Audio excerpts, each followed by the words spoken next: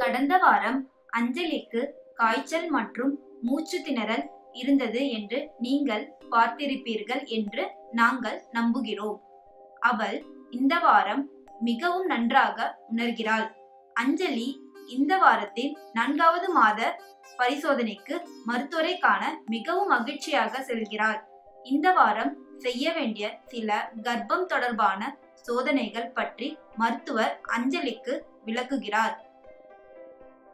கர்ப்பத்தின் 16வது வாரம் மிகவும் முக்கியமானது என்றும் டவுன் சிண்ட்ரோம் மற்றும் ஸ்பைனா பைஃபைடா ஆகியவற்றை குழந்தைக்கு மருத்துவ சோதனையும் செய்ய வேண்டும் என்று மருத்துவர் கூறுகிறார்.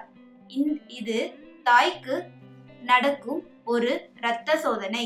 இதனால் குழந்தைக்கு எந்த தீங்கும் விளைவிக்காது. இந்த நாளிலிருந்து 10வது நாளில் பரிசோதனை முடிவுகளை பெறலாம். அஞ்சலியின் அடிவயிற்றின் கீழும் அவளது முதுகுக்கு பின்னும் வலி ஏற்படுகிறது. மருத்துவர் அஞ்சலியிடம் கூறுகிறார், இது சாதாரணமானது என்றும் படுத்து ஓய்வு எடுத்துக் கொள்வதால் இந்த பிரச்சனைக்கு ஒரு முடிவு காணலாம். மேலும் அஞ்சலி அவரது யோனிலிருந்து வெள்ளை வெளியேறுவதை பற்றி மருத்துவரிடம் புகார் அளிக்கிறார். அதற்கு அவர் இது இயல்பானது, மேலும் தொற்று நோயை தடுக்க கர்ப்ப காலத்தில் அதிகமாக வெளியேறுகிறது என மருத்துவர் கூறுகிறார். பிறப்பு கால்வாயின் கீழ் பகுதி ஒரு வெள்ளை சளி பிளக் மூலம் மூடப்பட்டு இது பிறப்பு கால்வாயின் தொற்று நோயை தடுக்கிறது.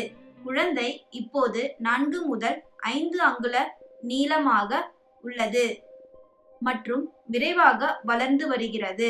அஞ்சலி தன் கணவனிடம் அவளுடைய மருத்துவர் அவளிடம் சொன்ன எல்லாவற்றையும் சொல்கிறார். அஞ்சலி இந்த சமயத்தில் மிகவும் மகிழ்ச்சியாக இருக்க வேண்டும் என்றும் சோகமாக இருக்கக்கூடாது என்று அவளுடைய கணவருக்கு நன்றாக தெரிந்திருப்பதால் அவளை நன்றாக பார்த்து கொள்கிறார்.